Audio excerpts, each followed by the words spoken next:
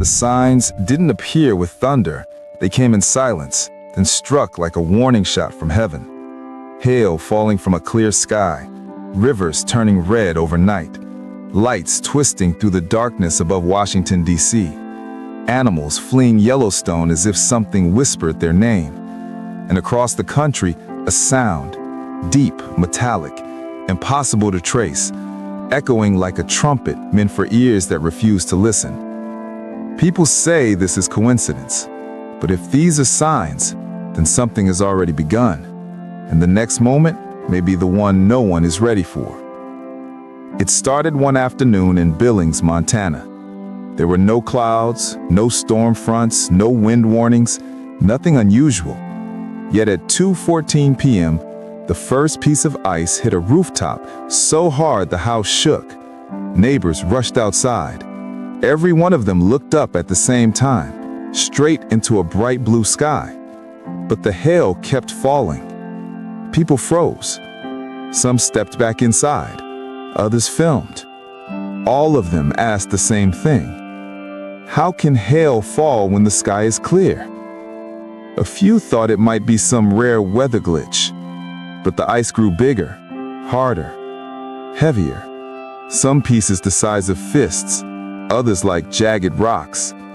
Car windshields cracked, lawn furniture snapped. Children screamed as the alarm started wailing across the neighborhoods.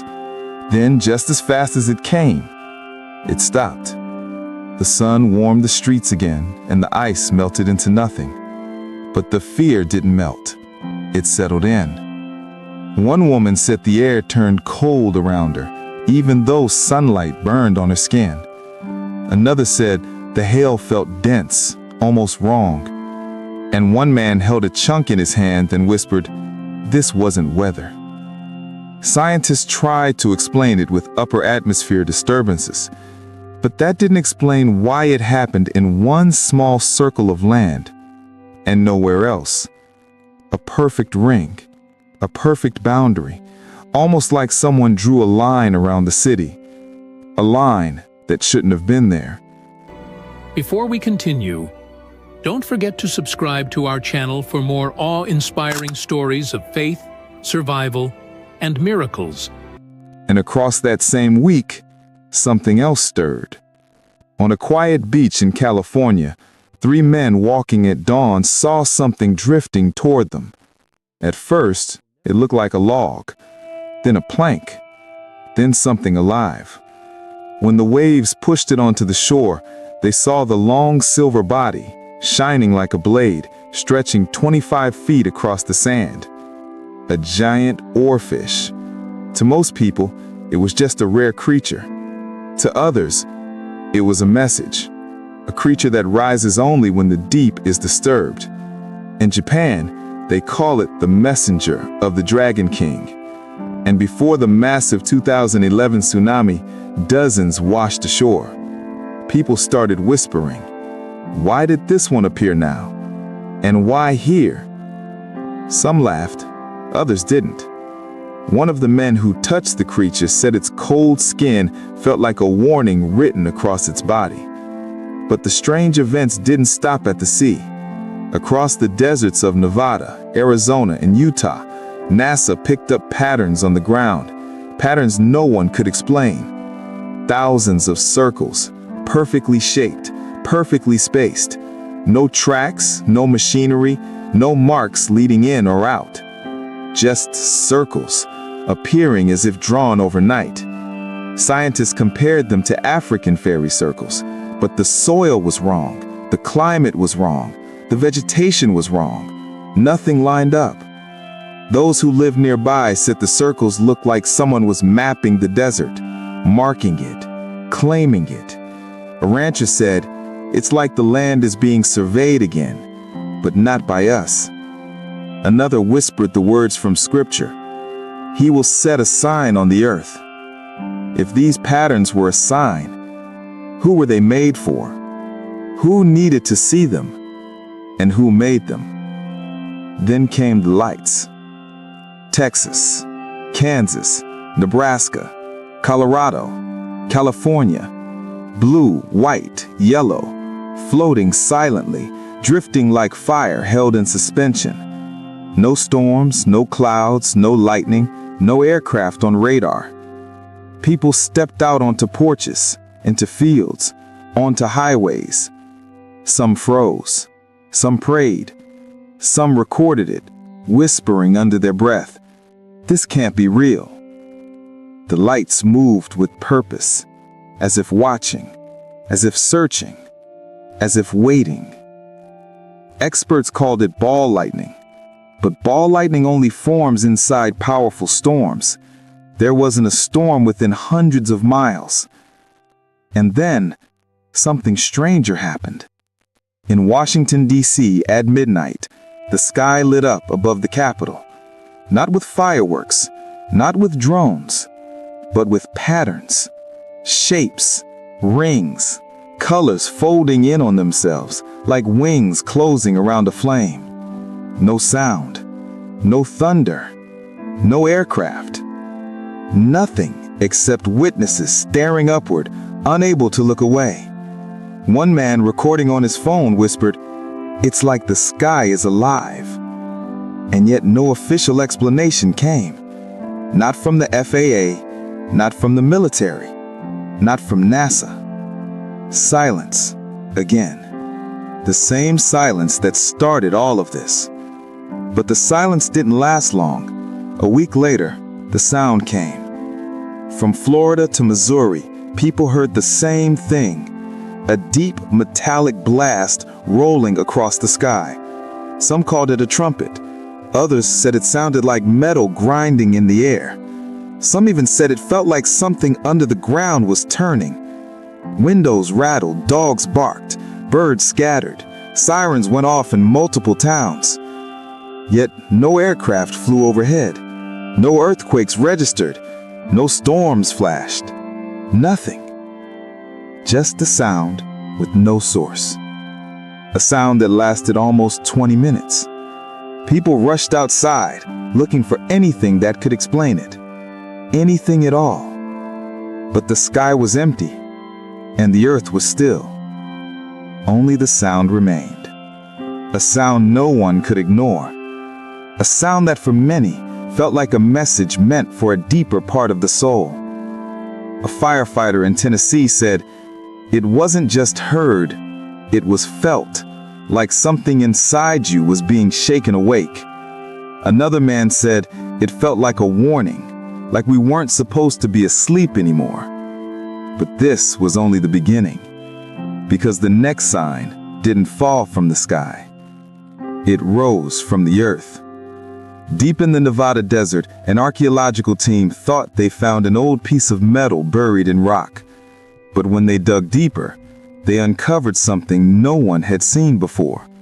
A giant sword, almost 20 feet long, forged from a metal containing iridium, a rare element found mostly in meteorites. Part of the blade did not come from Earth. The shape was ancient. The edges were sharp. The markings looked older than any known civilization. But the most shocking part, the inscription, letters, faded but clear enough to read, letters in ancient Hebrew. "When the fire meets heaven, the sword will rise." Scholars argued over it, but believers didn't. They knew the story of the sword that guarded Eden, a flaming blade that marked the boundary between life and judgment. Was this a symbol, a warning, or something more? One archaeologist standing on the giant metal surface whispered, "The sword has been raised." And if the sword has been raised, what comes next? Strange events continued to spread. A red sky above the Rocky Mountains. Rivers in Texas and Ohio turning red overnight. Animals fleeing Yellowstone long before sensors detected any threat. Lights forming symbols in the sky. Trumpet blasts rolling across multiple states. All disconnected, yet all happening almost at the same time. People argued. Scientists debated. Skeptics laughed. But something was building. A pattern. A message, a tightening of signs across the land. And it wasn't only the earth speaking. Something else was rising on the horizon. Something many believed would never appear in their lifetime. A convergence. The kind ancient prophecies warned would come, just before everything changed. And the next sign would be the one no one could dismiss. Because as these signs spread across the nation, something unexpected happened in the sky. Something so precise, so impossible, that even astronomers were left speechless. And when people saw it, millions asked the same question: is this the final sign or the first? For weeks, strange reports came in from every corner of America. Lights drifting in silent patterns, sounds shaking the night air, animals fleeing without warning, skies turning colors no one had seen before. But nothing prepared the country for what happened next. It began on a calm night, clear and quiet, like a moment holding its breath. People stepped outside for fresh air. Some looked up out of habit. Some walked their dogs. Some couldn't sleep and wandered onto porches in the dark. And that's when they saw it. Two bright objects, comets, moving in opposite directions across the sky. Not unusual on their own, but something about them felt different. They glowed brighter than expected. They moved faster than most comets. And they drew closer to each other with impossible precision. Astronomers hadn't predicted this. Simulations didn't show it. The orbits weren't supposed to align, but they did. People stared upward in disbelief as the two glowing tails crossed each other perfectly, like a celestial X, a luminous cross etched in the night sky directly over the center of the United States. Phones came out. Videos flooded the internet. At first, scientists claimed it was a coincidence, a rare moment, an unexpected alignment. But the timing, the placement, the shape, it didn't feel accidental. A teacher in Kansas whispered, "It felt like someone was drawing a sign right above us." A retired mechanic in Oklahoma said, "I watched comets all my life. Nothing moves like those did tonight." And one man wrote, "It was like the sky was speaking." But the strangest part wasn't the cross itself. It was what happened after. Because when the two glowing tails overlapped, the light brightened for a moment, bright enough to cast shadows on the ground. Shadows from comets. And then the glow faded, slowly, softly, until the sky returned to quiet darkness. But the questions didn't fade. Why did two comets cross at that exact moment, over that exact region, in that exact shape? And why did it feel like the sky wasn't showing beauty, but sending a message? A pastor in Wyoming said, "If you read Matthew 24, the signs aren't subtle. The sky becomes a canvas for warnings." A woman in Nebraska wrote, "I don't know what I saw, but I know what I felt, and it felt like something is coming."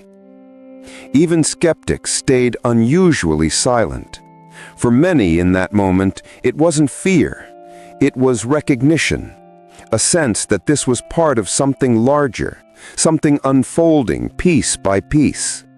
The cross in the sky didn't end the conversation. It started it. Just 3 days later, another sign appeared, but this time on the ground. In rural Texas, ranchers awoke to find their cattle restless, pacing in circles, not wandering, not grazing, circling, wide loops in the dirt, almost as if following an invisible pattern. And it wasn't just cattle. Horses, sheep, Even wild deer were seen moving the same way, round and round, in perfect slow circles. Videos spread quickly. People debated. Scientists blamed parasites, but ranchers shook their heads. Parasites don't make animals move in perfect rings across miles at the same time. A rancher said, "It's like they heard something, but we didn't." Some viewers whispered about Ezekiel's visions. Others spoke of ancient signs in nature, but almost everyone agreed on one thing. Something was stirring in places humans couldn't sense. And then, almost as suddenly as it began, the circling stopped. The animals walked away, calm, quiet, as if nothing happened. But the ground carried the marks, large circular patterns pressed into the soil. Pictures were taken, people studied them, and some noticed something chilling. The circles matched the desert pattern seen from NASA satellites only weeks before. Different locations, different animals, different conditions, same shapes. Perfect circles. The same shapes that appeared in Billings during the hailstorm boundary. The same shapes forming in shifting sands across the Southwest. Everywhere the country looked, the same outline appeared. A circle, a mark, a boundary, a sign. What was it pointing to? No one had an answer. Not yet. Meanwhile, in Florida, almost 2,000 miles away, something else emerged. A low hum, barely audible at first, then growing louder, then louder still. People stepped outside. Some thought it was a jet. Others thought it was construction. But the sound didn't move, didn't fade, didn't shift. It stayed. A heavy metallic drone, like a giant engine buried beneath the earth. Mothers covered their children's ears. Dogs howled. Birds fled the trees. Car alarms went off without reason. The sound lasted 9 minutes, then stopped instantly. The silence afterward felt unnatural, too sudden, like someone flipped a switch. People posted videos. Some said the ground vibrated. Some said they saw a faint shimmer in the sky. Some said they felt pressure, like a weight on the chest. But the most unsettling report came from a fisherman sitting alone by a canal. He said, when the sound stopped, it felt like something was waiting for us to react. Waiting. That was the part no one expected, because sounds with no source don't wait. Animals don't circle in perfect rings. Comets don't cross in flawless alignment, unless something is coordinating, unless something is signaling. And that idea, that possibility, caused the next wave of fear.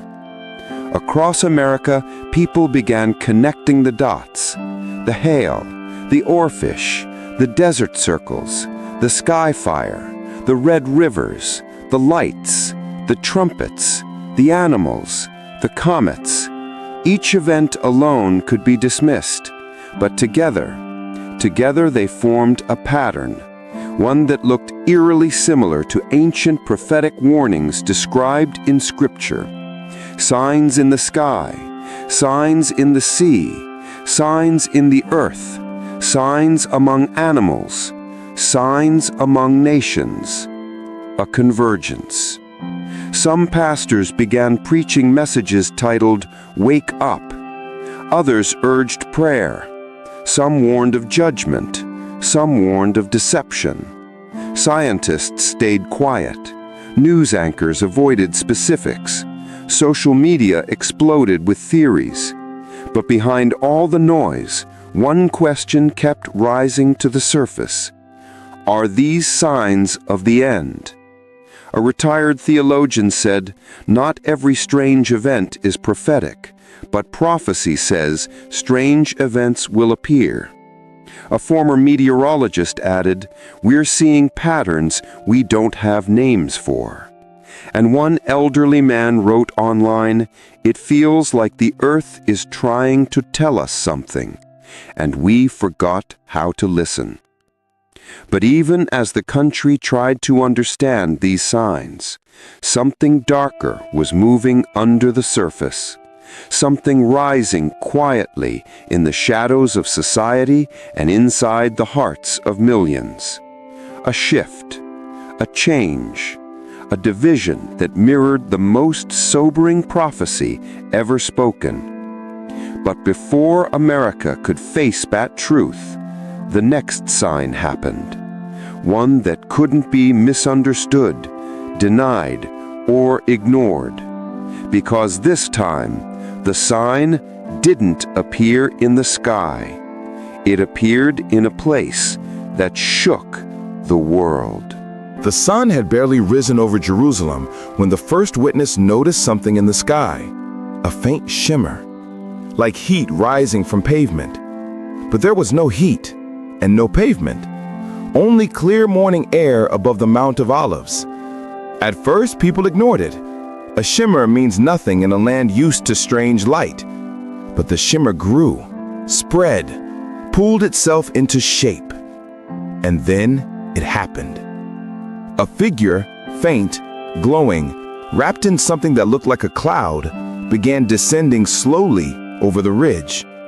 Not falling, not drifting, descending. Tourists gasped, locals froze. A man walking his dog dropped the leash, and the dog didn't even run. It just stared at the sky. Someone lifted their phone, recorded it, and that was all it took. Within minutes, more phones were out. More eyes were staring upward. More people were whispering the word no one wanted to say out loud. Angel. The figure grew clearer, still distant, still high, but unmistakable in form. Humanoid, yet not human. Tall, yet shapeless. Brilliant, yet soft. Then a burst of light, a flash that lit the hillside as if lightning struck without sound. Some screamed, some fell to their knees, some backed away slowly, as if feeling they were on holy ground. One witness said, "It wasn't just something we saw. It was something that saw us." For a moment, everything was still. No horns, no cars, no voices, no birds. Only silence, so deep it felt alive. And then just as the figure brightened to its highest point, it vanished, instantly, like a candle snuffed out by an unseen hand. The crowd didn't move, not for nearly a full minute. Then people started shouting, crying, praying, calling loved ones, checking their cameras, checking their eyes. And the videos? They spread online in seconds. But strangely, many were removed just as fast. Clips were deleted, uploads failed, links died, accounts were locked. But not all. Some footage survived, and the surviving clips showed more than a shimmer, more than a flash, more than a figure.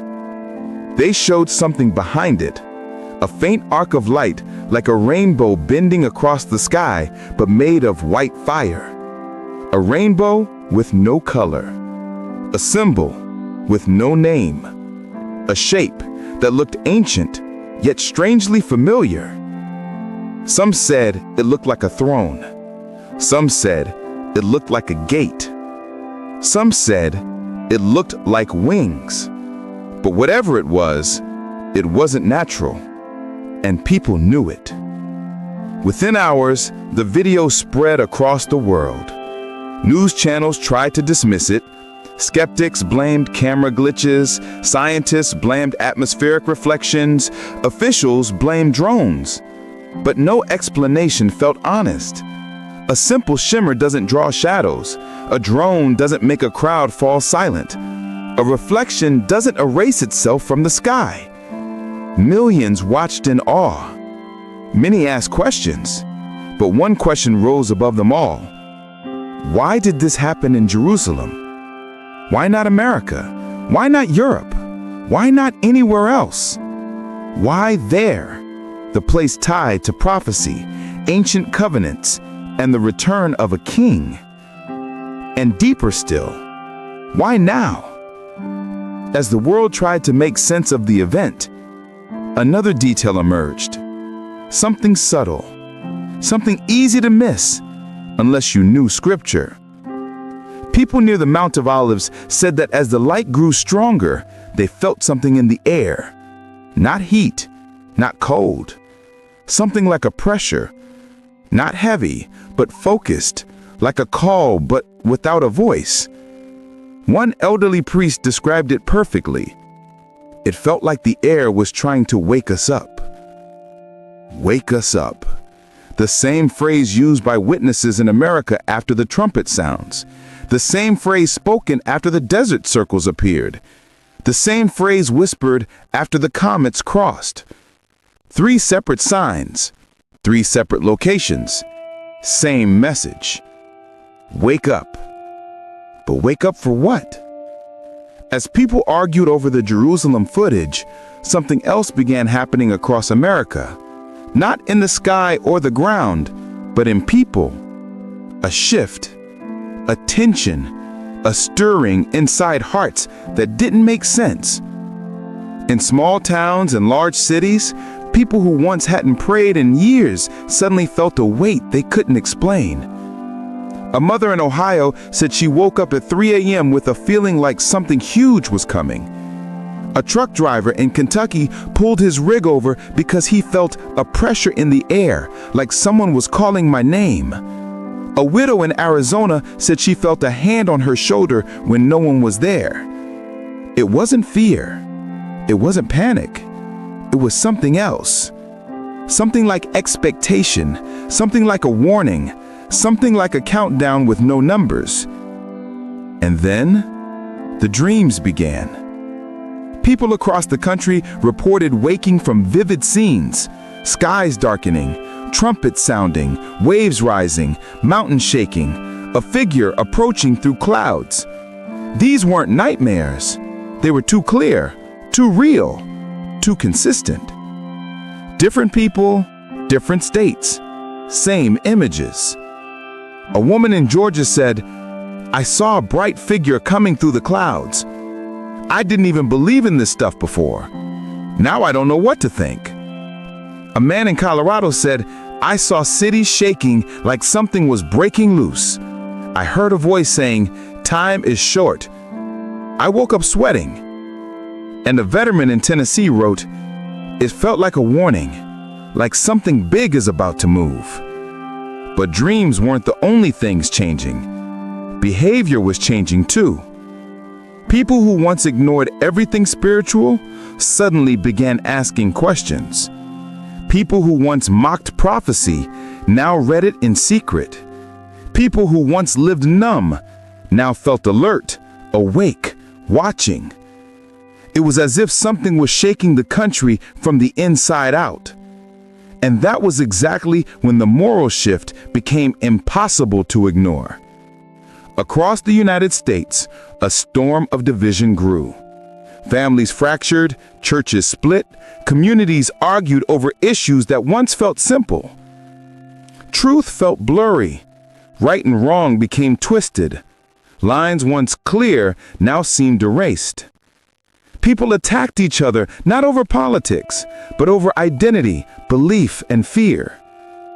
It felt like the country wasn't breaking from the outside, but from within. And for those who knew Scripture, the pattern was unmistakable, a warning written long ago. In those days, people will be lovers of themselves, turning away from truth. It wasn't just happening, it was accelerating. Arguments replaced understanding, confusion replaced clarity, pride replaced humility, and a coldness settled over many hearts.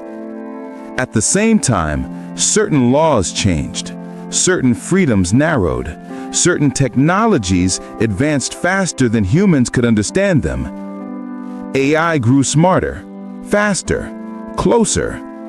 Digital systems tightened, surveillance expanded. Human behavior became trackable, predictable, influenceable. Some embraced it, some feared it, some felt it was leading to something foretold. A digital net, invisible, but tightening. And all of this, the moral decline, the division, the spiritual stirring, the unrest, all rose at the same time as the signs in the sky. Coincidence or convergence?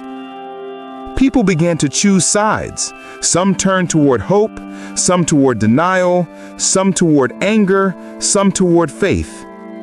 But whatever direction people moved, they moved fast, as if something was pushing them, separating them, sorting them. And that idea, that unseen sorting, made many wonder if the world was entering a moment far more serious than anyone expected. Because the next sign didn't appear on a mountain, or in the sky, or in the desert.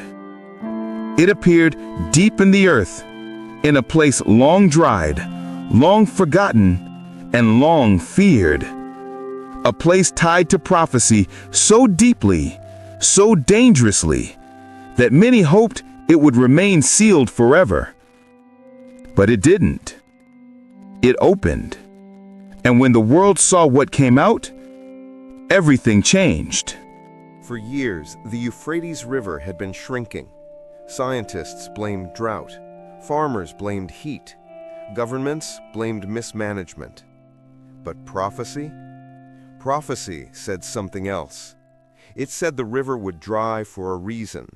Not by accident, not by climate, but for a moment in time when something hidden would be revealed. Most people ignored that warning, until the day the cracks appeared. It happened at dawn, a faint rumble, soft at first, barely noticeable, like distant thunder muffled behind mountains. Then the ground trembled again, deeper, sharper. This time, people felt it. Residents near the ancient riverbed stepped outside. Some thought it was a small quake. Some thought it was construction. But construction doesn't make the ground pulse like a heartbeat. A man near the banks said, "It felt like the earth was breathing." Then came the sound, a hollow echo rising from deep below, not loud, not clear, but shaped like something moving under stone. People backed away. Children clung to parents. Tourists stared in confusion. And then they saw it. Long cracks spreading through the dried mud, splitting the riverbed into jagged pieces, like a puzzle finally separating. The cracks widened, deepened, revealed dark spaces beneath, spaces no one had seen in centuries. Some recorded the moment, some ran, some prayed, but everyone watched, because as the crust broke apart, something unexpected appeared. Not water, not mud, not rock. Structures, walls, arches, rooms carved from stone, massive slabs marked with symbols older than any nation standing today. The Euphrates wasn't just drying, it was uncovering, revealing, unlocking. Teams were sent to investigate, archaeologists, engineers, military personnel. But before officials could seal the area, photos leaked online. Grainy, shaky, but undeniable. Stone chambers, rust-colored metal, circular carvings, deep tunnels sloping into darkness, and one image that sent chills worldwide, a sealed gate, carved with patterns impossible to decipher, marked by symbols that seemed to shift under the light. Symbols some said matched those found on artifacts across ancient empires. A gate in the riverbed, buried for ages, now exposed.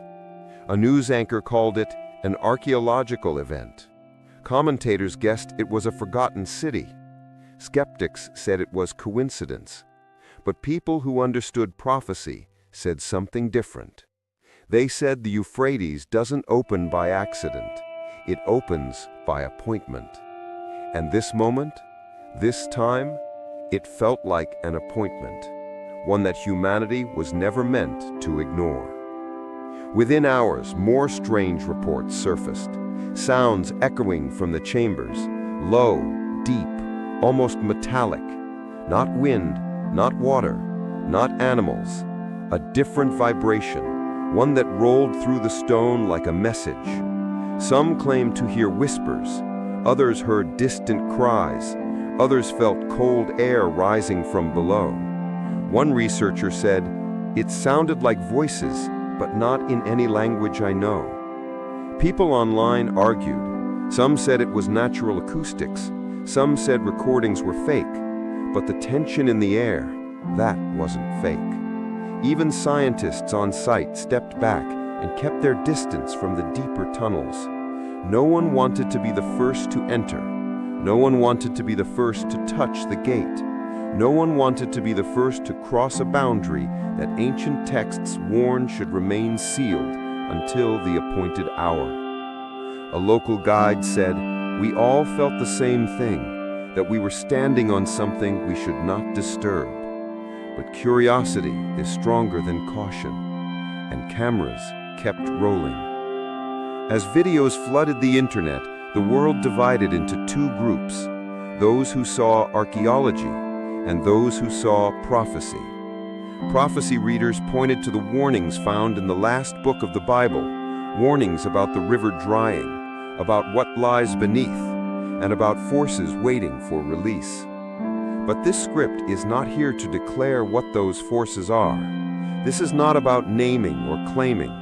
This is about witnessing. Witnessing how a river that shaped kingdoms is now uncapping mysteries that no generation before ours has ever seen, and witnessing how the world reacts. Some reacted with fear, some with denial, some with fascination, some with prayer. But across America, one reaction overshadowed the rest: awareness, a sense that something big was unfolding across the earth, and that these signs weren't random, not anymore. Because while the Euphrates exposed its chambers, another sign appeared thousands of miles away inside America itself. A sign that didn't belong to the sky or the earth. A sign hidden in a place almost no one expected. In Colorado, hikers in the Rocky Mountains noticed something strange near a canyon ridge. Shadows moving against the rock face, but not from trees, not from clouds, not from anything visible in the air. The shadows pulsed, shifted, then formed shapes, large shapes, wing-like shapes. People froze. Some recorded, others backed away. The shadows didn't behave like normal shadows. They stretched against the mountain in unnatural patterns, smooth, sweeping, almost like something enormous passed overhead, but left no body, no creature, no light source. A woman who filmed it whispered, "It felt like something was moving above us, but we couldn't see it, only its shadow." The footage went viral, but not for long. Many videos vanished, links broke, accounts were locked, just like the Jerusalem footage. But enough clips survived for experts to analyze, and what they concluded was unsettling. The shadows moved independently of the sunlight. They moved as if they were real forms, bodies made of something that didn't reflect light, only shape. It raised the question no one wanted to ask. If something casts a shadow, does it mean something is there, even if we can't see it? And if so, what walked above the canyon? What passed overhead? What cast shadows with no source? Some said atmospheric tricks, others said digital edits. But hikers who stood there said, "We felt watched by something huge, something silent, something moving where the eye couldn't follow." And that idea, that growing sense of unseen presence, spread across the country. Because soon after the Colorado shadows, reports came in from Oregon, Idaho, Utah, and even Tennessee. People sensing something near them, something big, something moving where nothing should be. A shift in the air, a pressure, a presence, like footsteps that didn't make sound, but made the ground feel lighter or heavier, as if something was passing close but staying just out of sight. One witness said, "It felt like something was preparing, not attacking, not threatening, but just getting into position." Getting into position for what? No one knew, not yet. But the pattern was too strong to ignore, too synchronized to dismiss, too coordinated to call coincidence. The river unlocking, the shadows moving, the signs converging. And as America tried to understand what all this meant, another part of the world awakened, a part few ever expected to stir in our lifetime. Because deep in the heart of Yellowstone, a new tremor began. A tremor with a signature scientists had never recorded before. A tremor pointing not downward, but upward. And what it revealed next sent shockwaves through the country. As instruments picked up the strange pulse beneath Yellowstone, a second reading appeared. A reading not from the ground, but from the air above it. Something was rising. Not smoke, not steam, not ash. Something else. Something no one could explain. Yellowstone has always been a mystery. Steam rising from the ground, pools glowing blue and gold, geysers firing like water cannons from the Earth's core. A beauty built on danger. But for years, scientists warned that beneath this peaceful surface sits one of the largest supervolcanoes on Earth. Silent, sleeping, waiting. And most hoped it would stay asleep forever. But then, the pulse appeared. At 3:17 a.m., without warning, seismic monitors across Yellowstone flickered. Not with a quake, not with shaking, but with something new. A rhythmic pattern repeating every few seconds. A pulse. Soft, steady, unusual. At first, scientists thought it was a glitch, an equipment failure, a false reading caused by the cold night air. But 13 different stations picked up the same rhythm, exactly the same rhythm, the exact same spacing between beats, almost like a heartbeat. Only this heartbeat wasn't coming from the Earth. It was coming from beneath it. Deeper than the magma chamber, deeper than the rock layers, so deep that one scientist whispered, "This isn't a natural pattern. This sounds intentional." But the tremor wasn't the strange part. The strange part came next. Because within minutes of the underground pulse, air monitors above the park detected another pulse, not from the ground, but from the air above it. Two pulses, one below, one above, at the same moment, mirroring each other. A perfect match. As if something under Yellowstone was calling up, and something above Yellowstone was answering. Scientists stared at their screens, unsure what to say. Nothing in nature sinks like that. Not wind, not magma, not pressure, not storms. Unless, one expert whispered, unless the system isn't natural. But that suggestion never reached the public, at least not through official channels. News reports mentioned minor seismic activity. Nothing more, nothing about the pulse, nothing about the matching signal above. But rangers noticed something that didn't show up on any monitor. The animals. At sunrise, bison gathered in unusual numbers, not grazing, not wandering, but standing still and facing the same direction. Wolves sat quietly at a ridge, staring at the same horizon. Elk moved in tight groups, unsettled and alert. Birds circled the valley, not leaving, not landing. All eyes focused on one point, the area above the magma chamber. It was as if every living creature felt something humans could not. Rangers approached the herds carefully. They expected panic, stampedes, fleeing. But instead, the animals held their ground, silent, unmoving, watching. A ranger said, "They looked like they were waiting for something to appear." Waiting. That same word again, the same word people used in Montana, Florida, Jerusalem, Colorado, and the Euphrates. Waiting for something. But what? That afternoon, the skies above Yellowstone shifted. Not clouded, not darkened, shifted. The air shimmered. The same kind of shimmer people saw over Jerusalem right before the descending figure appeared. Except this time, the shimmer spread across the entire valley. Visitors pointed upward. Some thought it was heat distortion. Some thought it was smoke. But the air was cool. The air was clean, and nothing was burning. The shimmer grew brighter. The pulse grew louder. The animals stepped back. Then, for a moment, just a fraction of a second, a shape flashed in the air. Too fast to define, too big to understand, but large enough that 3 rangers said the shape stretched across the sky like wings. The shimmer collapsed, the pulse stopped, and everything went silent. Even the animals. A visitor recorded the moment. In the video, you can hear the tourists gasping, asking, "What is that? What is that?" Then the shimmer vanishes. Officials did not release the footage. The clip was taken down, but copies spread across private channels, and thousands of people saw the same thing. A flicker of something giant passing above the valley, but invisible except for the way it bent the air around it. A shape that shouldn't exist.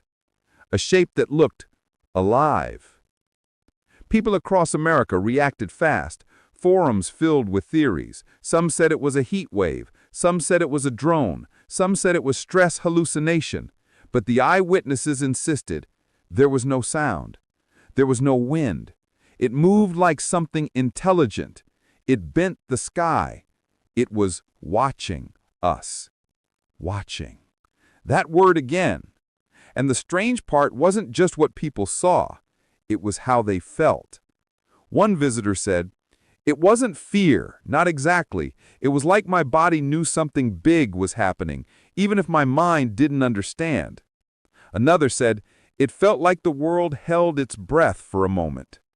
Those words, "held its breath," appeared in dozens of accounts. People sensing something before it fully appeared. Something that didn't belong to storms or magma or weather.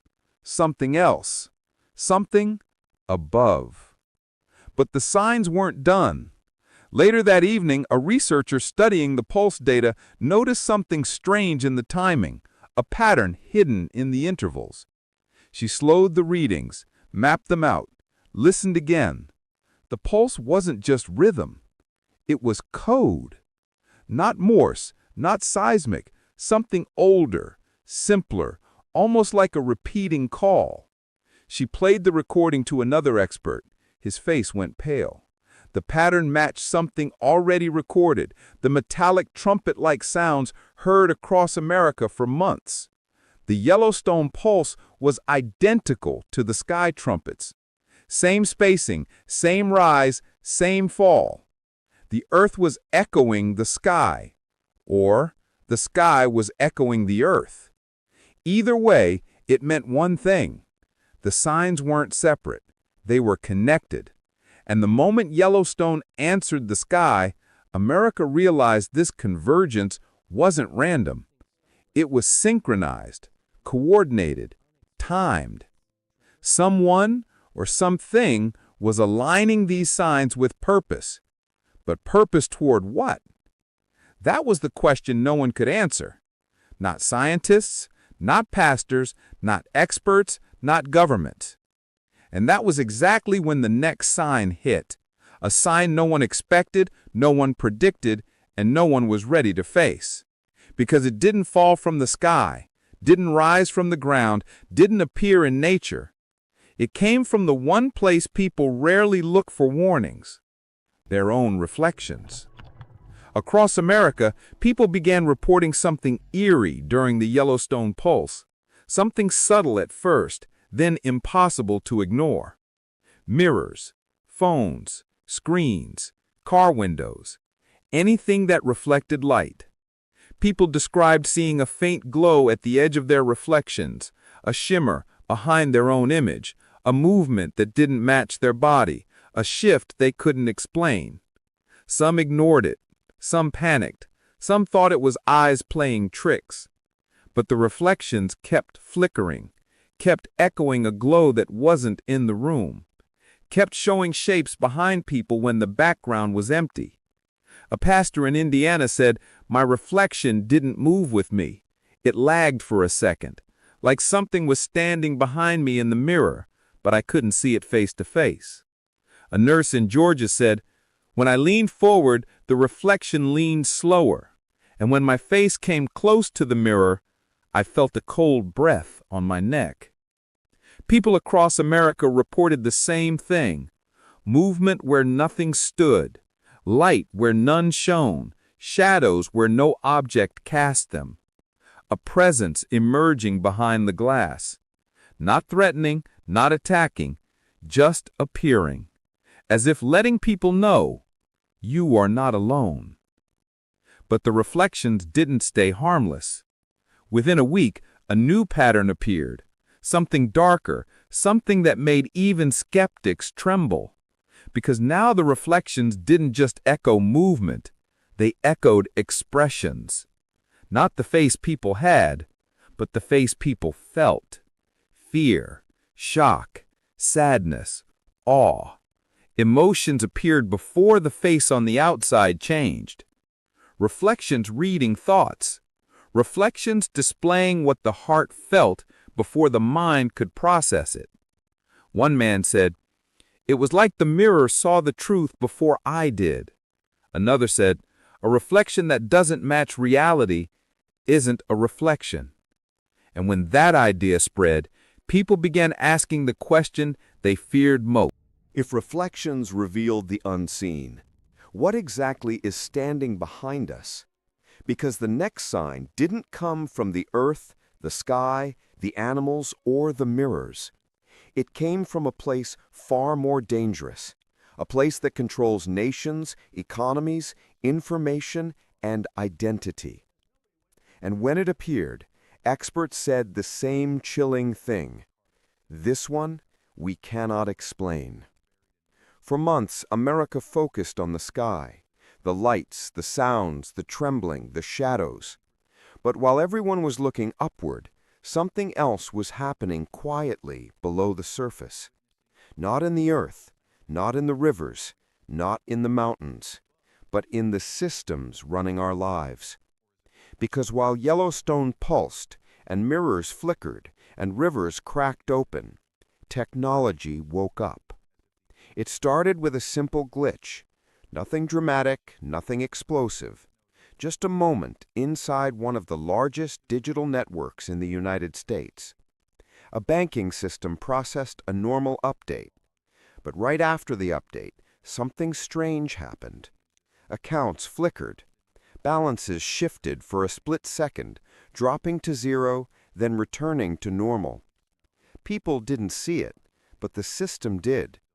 It logged the anomaly, flagged it, labeled it unclassified external signal. External? Bank engineers insisted no outside breach occurred, no hack, no malware, no intrusion.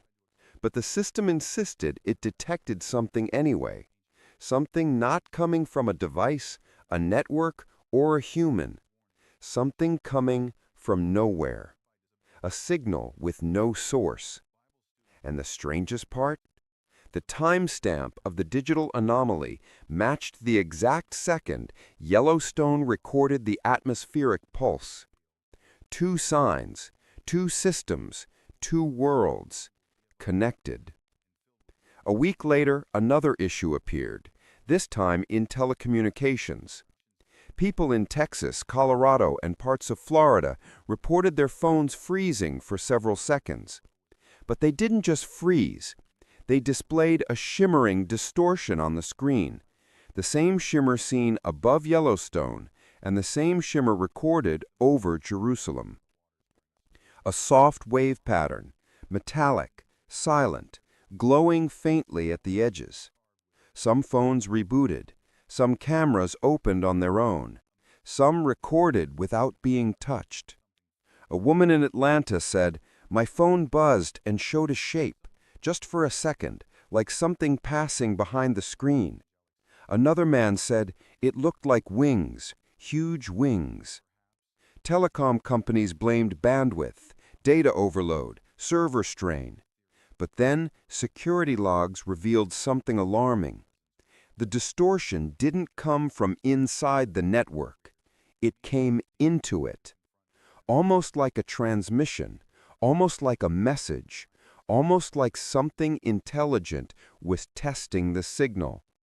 And it wasn't testing randomly. It was choosing specific locations. The same regions where the earlier signs appeared.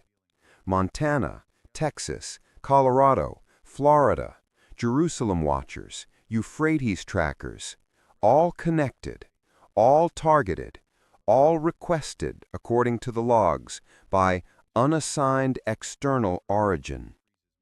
Again, external from where? And again, no explanation. But the next sign didn't happen to phones. It happened to cameras. Home security cameras, traffic cameras, store cameras, dash cams, even baby monitors. Across America, a new kind of glitch appeared.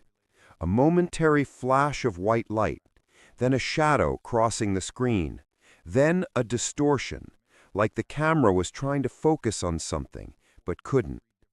People rewound the footage, frame by frame, slow motion. That's when they saw it. A shape passing through the frame, not human, not animal, not insect, not dust. A huge shape, wide, flowing, almost like something with form but no solid body. Something moving too smoothly to belong to the physical world. A man in Idaho said, "It wasn't a glitch, it was something moving past my house, something real." A store owner in Kansas said, "The lights dimmed when it passed the camera, like the air changed pressure." And one woman in New York whispered, "I don't know what it was, but it wasn't from here." Once again, the video spread, and once again, many vanished, removed, flagged, corrupted, unviewable. It was the same pattern seen with the Jerusalem angel footage and the Colorado Canyon shadows. Almost like something didn't want the world to see, not yet. Almost like someone was controlling the timing. Then came the most chilling discovery. A cybersecurity analyst noticed something unusual while studying the camera distortions. Each time the shape appeared in a frame, the camera's internal clock jumped ahead. Not minutes, not seconds, milliseconds. Tiny fractions of time too small for normal eyes to notice. But the jumps formed a pattern. A repeating numerical sequence, consistent, structured, organized, not random, not chaotic, not accidental. Code. Not human code, not machine code. Patterned timing bursts that matched the pulse from Yellowstone, the trumpet sound frequencies, the shimmer distortions, the Euphrates echo. Everything had the same signature. Different signs, different places, same fingerprint. Someone or something was syncing all these events, linking the earth, the sky, the animals, the weather, the technology, the people, as if moving America piece by piece toward a single moment. But no one knew what moment that was. Not yet. While experts tried to decode the pulses, another sign slipped through the cracks. Not noticed at first, but impossible to ignore once discovered. AI systems across major companies began producing strange responses. Chatbots paused mid-sentence. Recommendation systems froze. Navigation apps rerouted without input. Voice assistants answered calls on their own. But the strangest anomaly appeared inside a large AI model, processing millions of data points every hour. It stopped completely, paused for 16 seconds. No error detected, no crash occurred. It simply halted, as if listening for something. Then it restarted. When analysts checked the logs, they found a single entry. External signal. Source unknown. Instruction: stand by. Stand by? AI doesn't receive stand by signals unless a human gives the command, but no human issued it. The timestamp of the AI freeze matched, again, with a sky trumpet event in Florida and a faint glow appearing over the Rockies at the exact same moment. A three-way sync: atmosphere, Earth, machine. One pulse, one message, one movement. But toward what? People began asking a new question, a question far more frightening than anything asked so far. What if the signs aren't warnings, but a countdown? A countdown not to destruction, but to revelation. Not the fall of something, but the arrival of someone, something. Intelligent, powerful, ancient. Something watching every system humans created. Reflections, cameras, phones, AI, satellites, and stepping into them piece by piece without being seen. Not hacking, not breaking in, just appearing. As if showing humanity, I can move where you cannot. I can see what you cannot. I can reach what you trust the most. Some said it felt like a digital awakening. Some said it felt like a warning. Some said it felt like prophecy. But everyone agreed it felt deliberate. And then came the final digital sign, the one that made even hardened skeptics tremble. A power grid in the Midwest flickered. Lights dimmed, then surged, then stabilized. But during that flicker, a brief message flashed across several smart home screens. Only for a split second, barely long enough to capture, but long enough for thousands to see. A single word: behold. Not typed in any known font, not issued by any device maker, not Generated by any AI, no system took credit. But one fact froze every investigator who reviewed the logs. The message didn't come from inside the grid. It came into it, just like the other signals. But this time, it had a voice. And that voice used a word found throughout ancient prophecy whenever something monumental was about to appear. Something that would change nations, change history, change humanity. Behold. Behold what? No one had an answer. Not yet. Because the next sign wasn't digital, and it wasn't global. It was personal, individual, heart level. A sign that didn't appear in the sky, or in the ground, or in machines, but inside the human spirit. And when it rose, people knew the world was entering a moment that could not be reversed. Because across America, millions began feeling the same thing at the same time. A pull, a stirring, a quiet voice rising inside them. Not fear, not confusion, something else. A message forming, a message ready to speak. and the world had no idea what it was about to hear. For months, America watched the skies, listened to the strange sounds, studied the lights, tracked the tremors, scanned the rivers, monitored the systems. But while everyone focused on the world around them, something began changing inside them. Quietly, suddenly, deeply. A strange stirring, a pull, a whisper without sound, a message without words. People everywhere felt it, young and old, believers and skeptics, men and women, people who hadn't prayed in decades, and people who prayed every day. Something was moving in the human spirit, and it all began the same week the digital message flashed across the grid, "Behold." At first, the feeling was small, barely noticeable, a sense that something was off, a sense that something was near. A retired soldier in Nevada said, "I woke up and felt watched, but not in a scary way, more like someone was standing at the door, waiting."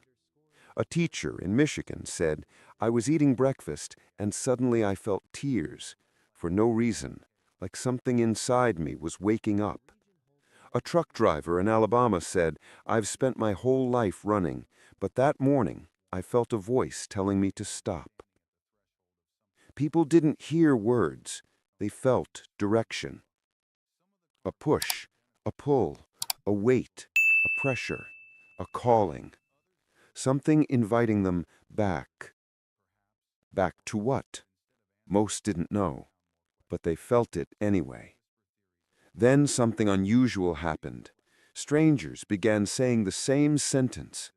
People who had never met, people in different states, people with no connection. They all reported the same phrase stirring inside them. Get ready. Not shouted, not spoken, not heard with ears. Felt. A soft warning, a gentle call, a message rising from somewhere deeper than thought. A woman in Texas said, "I felt it 3 times in one day. Get ready, get ready, get ready." A firefighter in Idaho said, "I was driving home and felt it hit me so hard I had to pull over." Even those who didn't believe in anything spiritual felt it. A college professor admitted, "I don't believe in signs, I don't believe in prophecy, but something is happening inside people, and I can't explain it." This wasn't fear, it wasn't panic, it wasn't hysteria.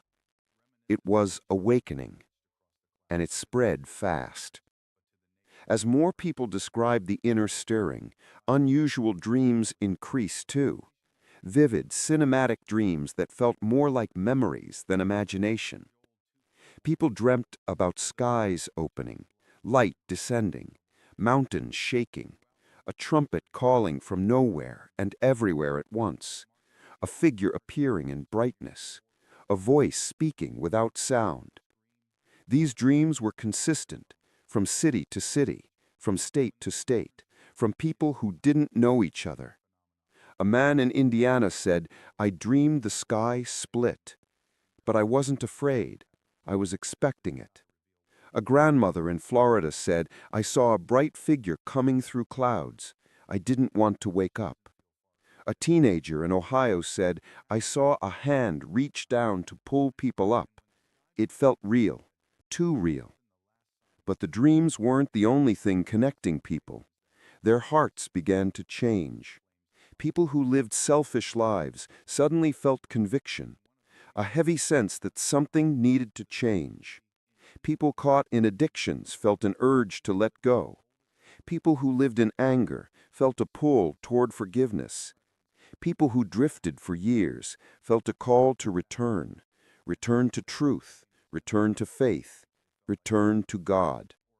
A hardened man said, "I haven't cried since I was a kid, but one morning I broke down and prayed without knowing why." A business owner said, "For the first time I felt like God wasn't far away, He was close."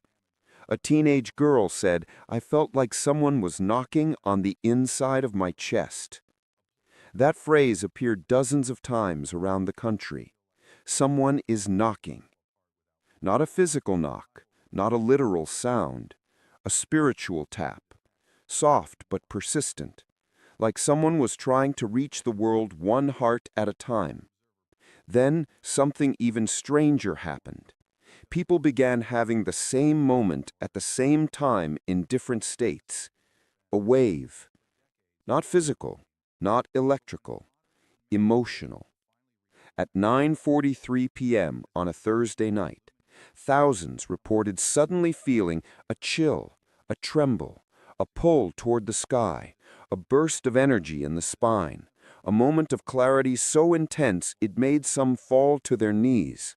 Thousands, different states, same minute, same sensation. Social media exploded. Did anyone else feel that? Something passed over me. I suddenly felt like someone was coming. My heart started pounding for no reason. I felt a presence in my room. It felt like a warning, but also like comfort.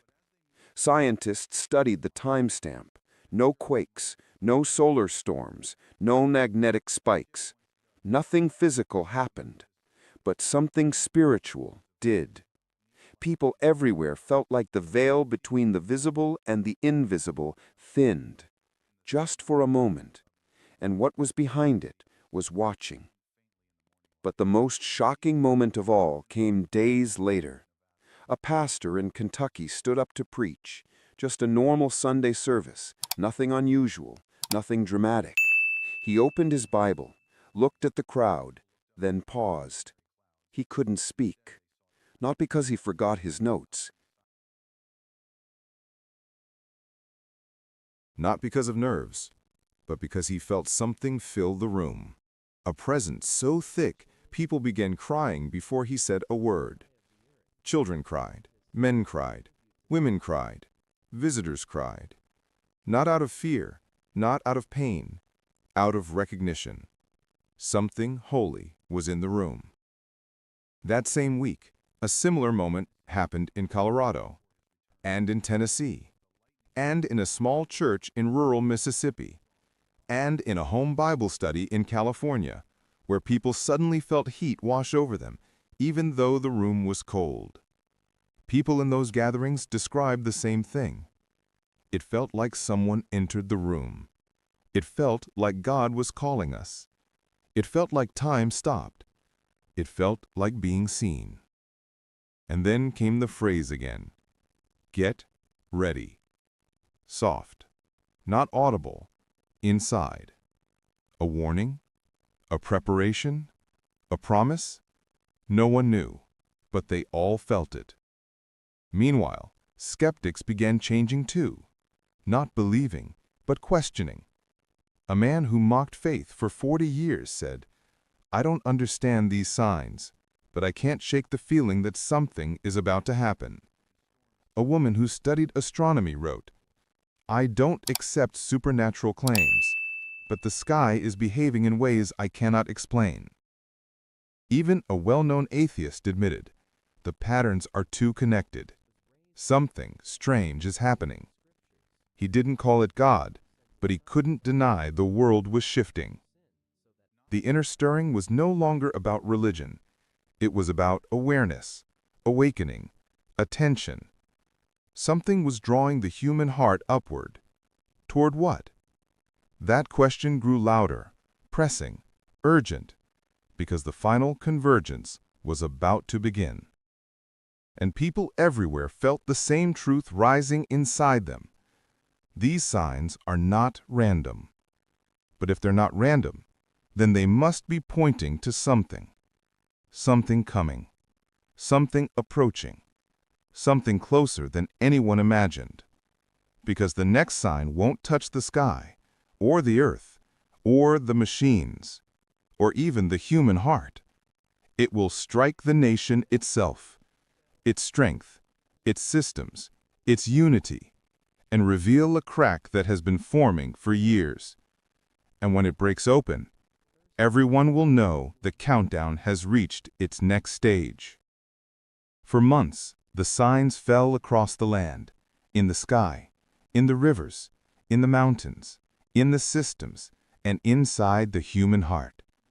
But the most shocking sign did not appear in nature. It appeared in the nation itself.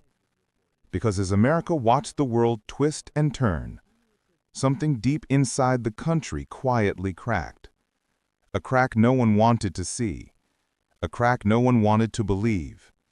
A crack forming not in stone, but in people. And then, suddenly, the fracture spread. It began with small moments, moments most people ignored, arguments that escalated too fast, communities turning cold, families splitting over ideas that once felt simple, neighbors avoiding each other, churches dividing over things that weren't even spiritual, a tension rising in the air, a heaviness sitting on the country like a storm waiting to break. People felt it at stores, at work, online, everywhere they went. A man in Missouri said, "It feels like everyone is on edge, like we're standing in a room full of sparks." A woman in California said, "I don't know why people are so angry. It's like something invisible is pushing them." A pastor in Tennessee said, "There's a spiritual pressure sitting on this nation. You can feel it." No one talked about it openly, but everyone felt it. Something was shifting. Then the shift grew stronger. One morning, across dozens of cities, people woke to find their communities buzzing with confusion.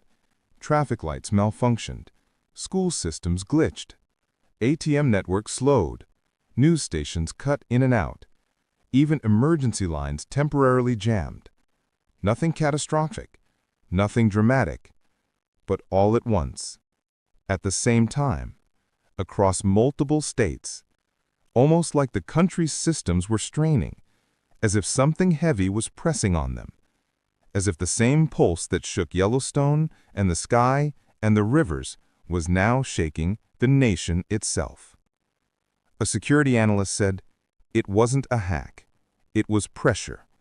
The network acted like something was leaning on it, leaning on the nation. But why? And then came the real fracture. Cities that had been calm for years suddenly erupted with unrest. Small disagreements turned into major conflicts. Simple debates became explosive arguments. People who had lived peacefully for decades began treating one another like enemies. Videos spread of strangers yelling at each other over nothing. Clips of fights that started with a glance. Street tension that rose out of thin air. Not planned, not organized, not political.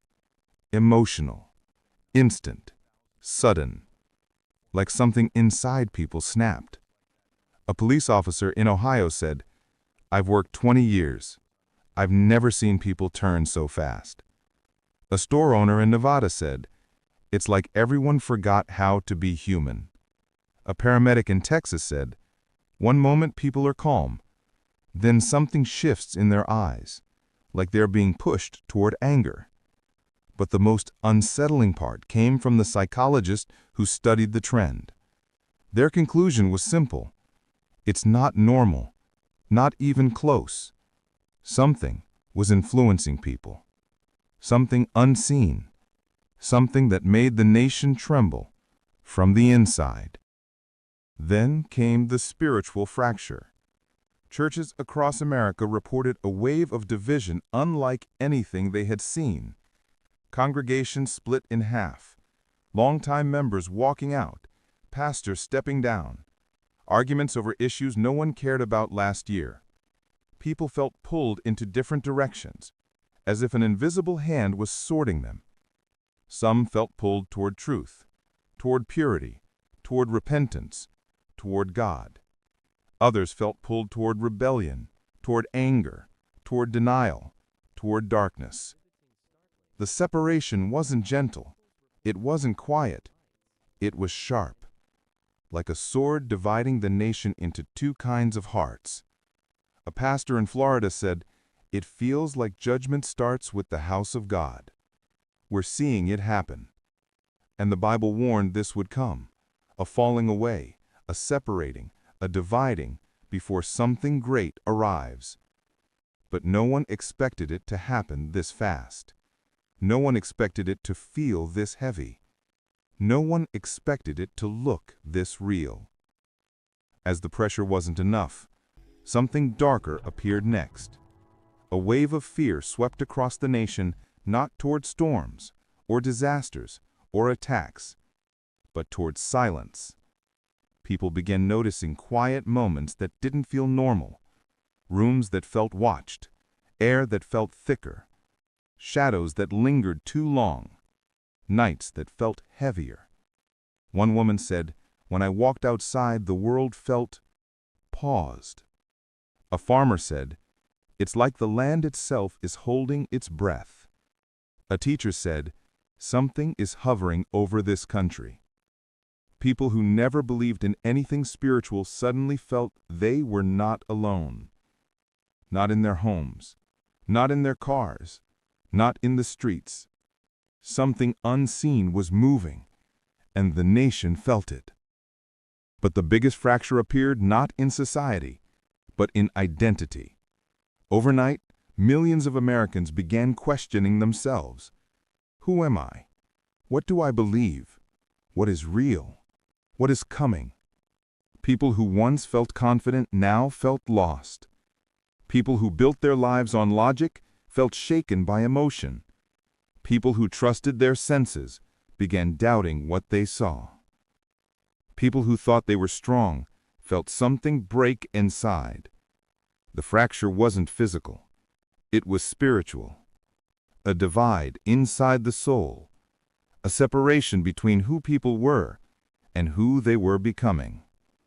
It felt like the entire nation was being sifted, not by politics, not by culture, by something deeper, something higher, something older, as if the signs in the sky and the tremors in the earth were not the real message. The real message was the fracture happening inside human hearts, a warning that the world was changing, that time was shifting, that reality itself was approaching a moment no nation could avoid. Then came the sign that confirmed the fracture wasn't random. At exactly 11:11 p.m. on a quiet Tuesday night, people across the United States felt something unusual in the air. A chill, a tension, a wave. The same exact moment. Different states.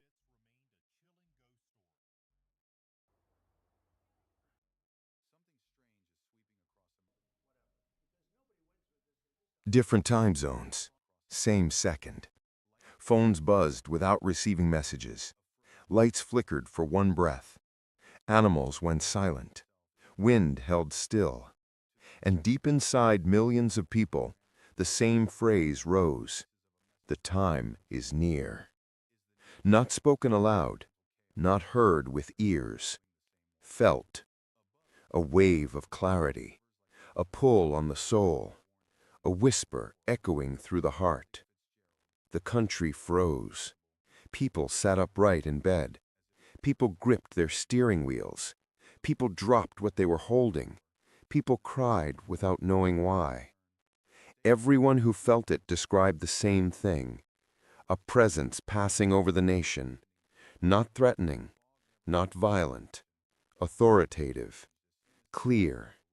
Awakening. As if someone was walking through America, room by room, heart by heart, marking those who were listening, preparing those who were ready, calling those who were asleep, and separating those who refused to hear. But the next phase of the convergence didn't begin with a fracture. It began with a countdown. Because shortly after the nation felt the wave, the skies delivered a new sign, a sign that appeared on no radar, no satellite, no forecast, a sign that would make millions step outside in disbelief and force the world to face the question no one wanted to ask: is this it? Because as midnight approached, the sky above the nation began to glow. Not with light, not with fire, but with a shape forming behind the clouds. A shape too large to ignore and too familiar to deny. Something was coming, and the world could feel it. Midnight approached. The nation lay quiet. But the sky was not. It started with one report, then 10, then hundreds. People stepped outside because the air felt wrong again, charged, electric, almost humming. And when they looked up, they froze. A glow was spreading above the clouds. Not lightning, not a storm, not the usual city haze. This light was shaped. Not random, not scattered, forming, growing, sharpening, like something behind the clouds was pressing against them, trying to break through. At 12:04 a.m., cameras across the country captured it. A massive outline, curved and bright, slowly appearing in the sky. It didn't move like a plane. It didn't blink like a drone. It didn't streak like a star. It hovered, silent, steady, impossible to ignore. People in Texas were the first to gasp. People in Ohio were the first to scream. People in California were the first to kneel. Because the longer it glowed, the more the shape became clear. A curve at the top, a point at the bottom, a long beam stretching across. A silhouette so ancient, so familiar, so unmistakable. It looked like a sword, a massive sword hanging over the nation. The same symbol found engraved on the meteorite blade buried in the Nevada desert. The same symbol in visions described in the oldest prophetic texts. The same symbol that speaks of judgment, division, and the end of an age. But then, a second shape appeared, beside the first, smaller, fainter, a vertical line, a crossbeam, a flare of light, a cross. Not formed by stars, not formed by satellites, not formed by aircraft, formed by something else, something watching, something approaching, something warning. The shapes glowed brighter and brighter, as if being drawn from behind a veil by a hand the world could not see. And for a moment, just one moment, the entire sky pulsed like a heartbeat. Once, twice, 3 times. Then, everything went still. No wind, no night sounds, no motion. Just the silence of millions staring upward in disbelief. People began to speak in whispers, not because they wanted to, because they felt they had to. It's a sign. It's a warning. It's happening. It's real. It's time. Some dropped to their knees. Some lifted their hands. Some wept. Some trembled. Some ran inside and slammed their doors. And some felt something rise inside them that they hadn't felt in decades. Fear. Not fear of nature. Not fear of danger. Fear of the unknown. Fear of the divine. Fear of something greater than man. A fear older than nations. A fear older than time. A fear that awakens the soul. But before anyone could make sense of the glowing shapes, a sound rolled across the land. Not a trumpet this time, not a metallic tone, not the groan of a shifting earth. This sound was softer, lower, deeper. A hum, almost like a whisper, almost like a breath, almost like a voice speaking through the sky itself. It vibrated across rooftops. It snaked through forests. It echoed through cities. It trembled in people's chests. Those who heard it felt something move in their spirit. A warning? A message? A countdown? No one knew, but everyone felt the same thing. This wasn't technology. This wasn't weather. This wasn't coincidence. This was intentional. And then the glow in the sky began to twist. At first, it turned slowly, then faster still. The sword shape tilted, the cross stretched, the light thickened. The clouds parted in a spiral like a massive doorway tearing open. A tunnel of brightness spun across the heavens as if something behind the sky was pulling it open. People gasped, birds screamed, dogs hid. Wind whipped up from nowhere.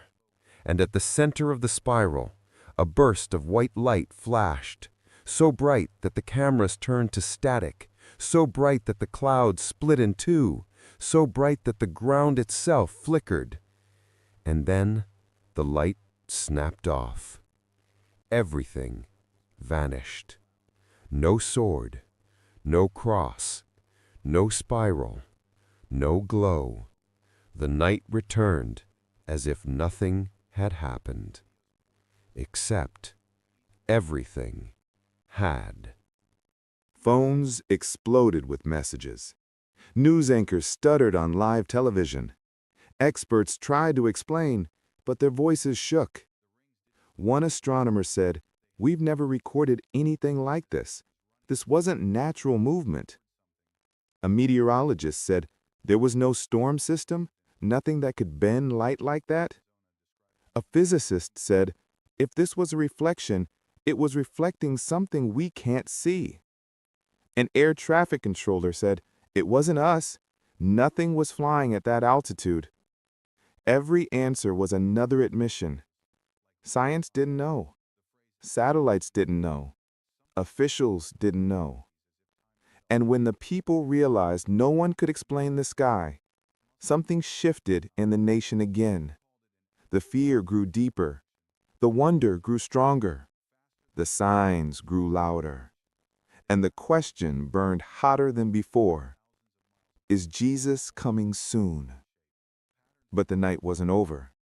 Because just when the country began to calm down, just when the panic settled into silence, a second wave of reports arrived. This time from people who weren't looking at the sky. They were looking at their phones. A glitch appeared. At exactly the same moment the light vanished. For 1 second, just one, millions of phones displayed a phrase. Not a notification, not an alert, not a message. A phrase. 4 words. Behold, he is near. It flickered on screen, then disappeared, leaving no trace, no app history, no text log, no system alert. Nothing. But across the country, screenshots poured in. Hundreds, thousands, then more. Some said the text glowed gold. Some said it looked white. Some said it appeared over their lock screen. Some said it replaced their wallpaper. Some said it whispered through their earbuds even though they weren't playing any sound. Experts denied it. Tech companies denied it. Carriers denied it. But the footage existed. And so did the witnesses. One man said, "My phone was off. It still showed the message." A teenager said, "I dropped my phone. I wasn't even touching it." A woman said, "I felt heat in my hands when the words appeared." A pastor said, "My whole family saw it at the same time." Whatever happened in the sky was connected to whatever happened in the devices. 2 realms, 1 moment, 1 message, a warning, a sign, a signal. The convergence was no longer quiet. It was speaking. But what happened next was the moment that pushed millions from fear to certainty. Because as dawn approached, right before the sun touched the horizon, the sky over America brightened again. Not white, not yellow, red. A deep, solid, impossible red that stretched across the entire sky from east to west. a red that made people gasp, a red that made people kneel, a red that made people whisper the same ancient words: "The sky will turn to blood." For the second time in 1 year, a blood-red sky washed over the land. But this time, it wasn't over Colorado. It wasn't local. It wasn't small. It covered the entire nation. And when the color deepened, the red began to pulse, slow, steady, like a heartbeat beating through the heavens. A sign, a warning, a countdown. Something was coming. Something close. Something America could no longer ignore. But no one knew that while the sky was glowing above the nation, a discovery was being made below it. A discovery so old, so hidden, and so powerful that it would reveal the final piece of the convergence and confirm the one sign no one wanted to face. While the nation watched the sky pulse red, a team of researchers stood deep beneath Wyoming, far under the forests near Yellowstone, in a tunnel no one knew existed. The sky was shaking, the people were trembling, but underground, something ancient was waking. It started 3 days earlier, when seismic sensors picked up a pattern no one had ever seen. Not an earthquake, not a tremor, not lava movement. It was a rhythm, a repeating beat every 6 minutes, steady, perfect, almost intelligent. At first, the team thought it was a machine, but there were no machines in that part of the park. No drills, no construction, no activity, just untouched land. And yet, the ground below was pulsing like a heartbeat, the same heartbeat that appeared in the sky, the same heartbeat people felt in their chest when the light burst open, the same heartbeat that turned the sky red before dawn. It was all one rhythm, one message, one countdown. The discovery began by accident. A ranger noticed that a small patch of ground near an old restricted geyser was unusually warm. Not warm like normal geothermal heat, warm like something was pressing upward from below. Scientists expected steam. They expected pressure. They expected water. They did not expect a hollow space. When they scanned the ground, the readings came back empty.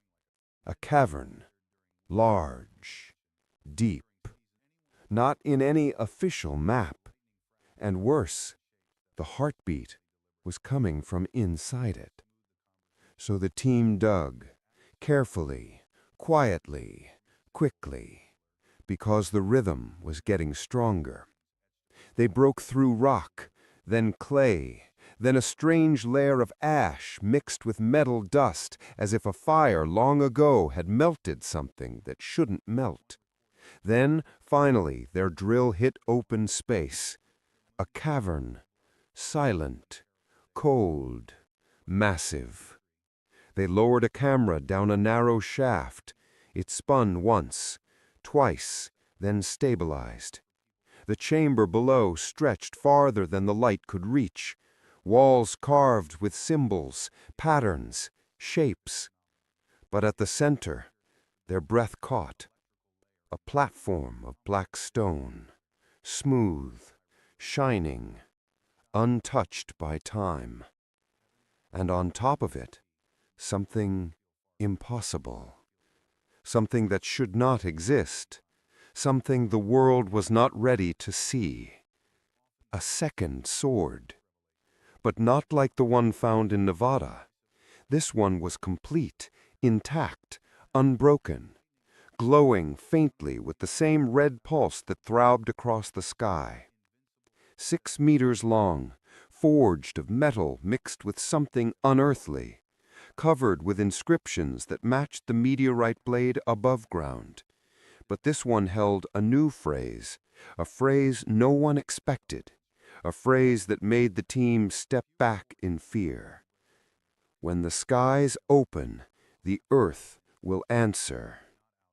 As they read the inscription, the ground trembled beneath their feet, as if responding to the words. Dust fell from the cavern ceiling. A low rumble echoed through the shaft. Lights flickered.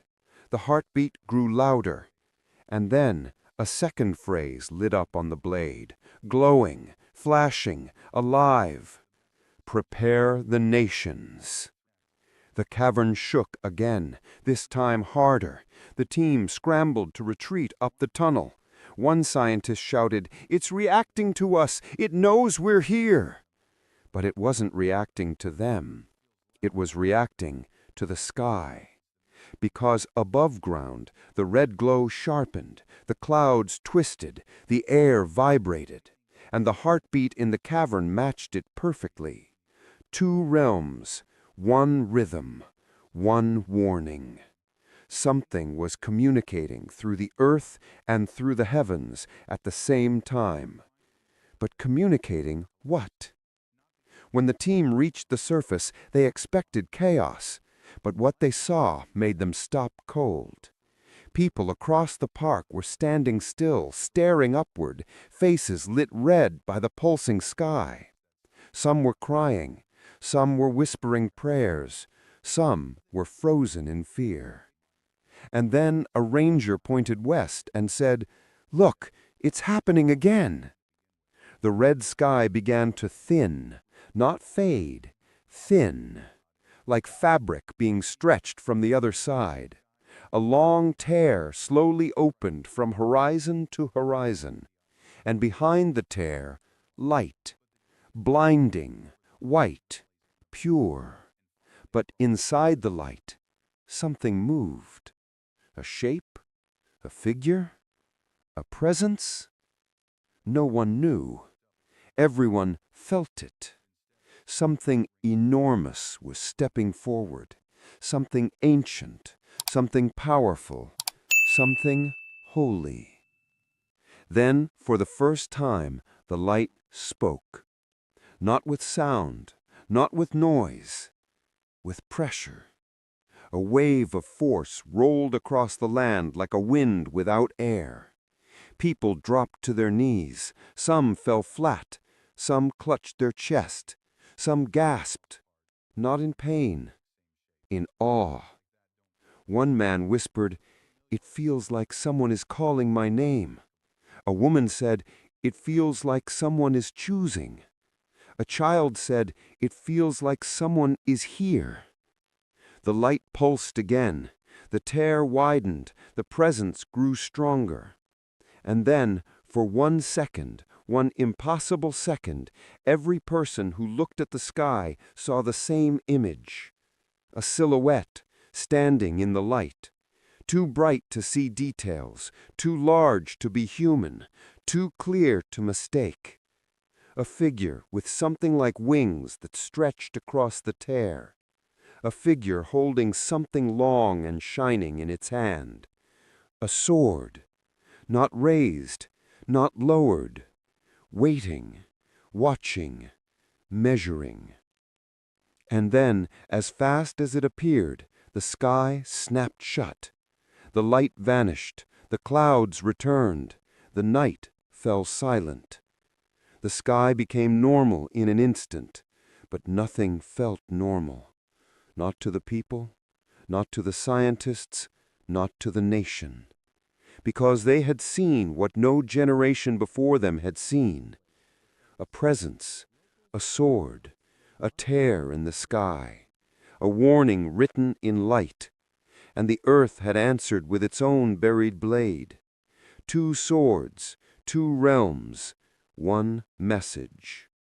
The signs were not random, the events were not isolated, the warnings were not subtle. They were aligning, converging, pointing to one moment, one question, one prophecy, the same one people had whispered for months. Is Jesus coming soon? But before the nation could breathe, before officials could react, before the first news alerts appeared, the ground near Yellowstone shuddered.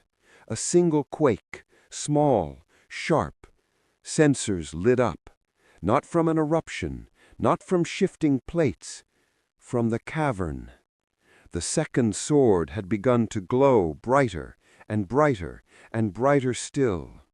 Then the blade lifted, not by human hands, not by machines, by something else, something below it, something unseen, something alive. It rose 1 inch, 2, 3. The heartbeat grew violent, the walls shook, the dust fell. The sword was rising, not toward the surface, toward the sky, as if answering a call from above, as if returning to whoever forged it, as if preparing for something the world had long forgotten. The convergence was no longer a warning, it was becoming a countdown. And the last sign had already begun. Because as the sword lifted from the earth and the sky began to pulse again, another tear formed in the heavens, not above Yellowstone, not above D.C., not above a city, but above the ocean. And what stepped through it was not a figure, not a light, not a vision, but something that proved the signs were no longer hints. They were the start of something the world could not escape, something the prophets saw ages ago, something now unfolding before our eyes, something that would change everything.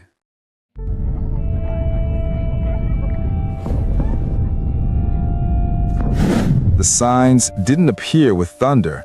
They came in silence, then struck like a warning shot from heaven. Hail falling from a clear sky, rivers turning red overnight, lights twisting through the darkness above Washington, D.C., animals fleeing Yellowstone as if something whispered their name.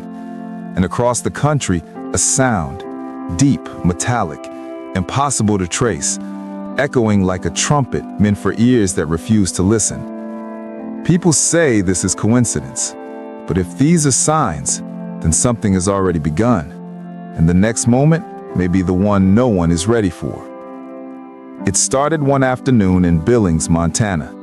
There were no clouds, no storm fronts, no wind warnings, nothing unusual. Yet at 2:14 p.m., the first piece of ice hit a rooftop so hard the house shook. Neighbors rushed outside.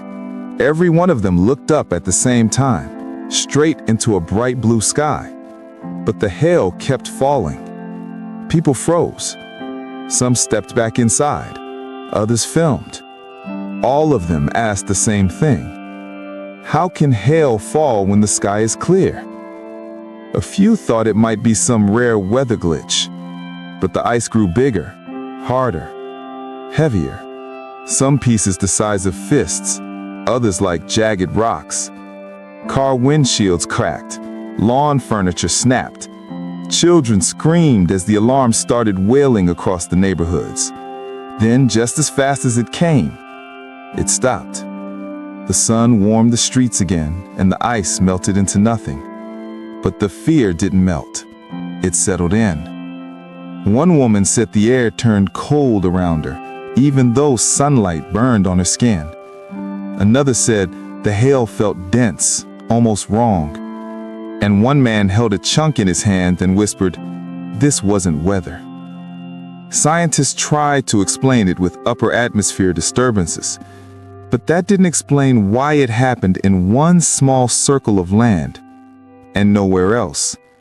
A perfect ring, a perfect boundary, almost like someone drew a line around the city, a line that shouldn't have been there. Before we continue, don't forget to subscribe to our channel for more awe-inspiring stories of faith, survival, and miracles. And across that same week, something else stirred. On a quiet beach in California, 3 men walking at dawn saw something drifting toward them. At first, it looked like a log, then a plank, then something alive. When the waves pushed it onto the shore, they saw the long silver